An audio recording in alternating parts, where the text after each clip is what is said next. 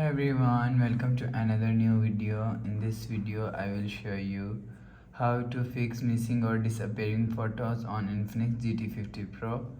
Let's start the video if you want to fix this problem.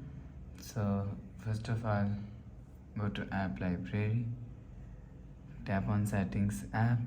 Now in setting, click on app management, click on app list. After click on app list, scroll down and search data from here.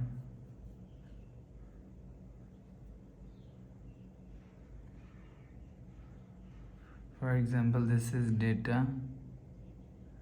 Click on clear cache and clear cache data app. After the process, you will see your problem is solved. But if it not solved, so check your internet connection. After check internet connection, you will see your problem is solved. But if it's still not solved, so restart phone. Just click and hold side power button. Click on this restart icon. Again tap on this restart icon, you will see your problem is solved. So that's how you can fix missing or disappearing photos on Infinix GT50 Pro. If you like the video, please subscribe. Thanks for watching.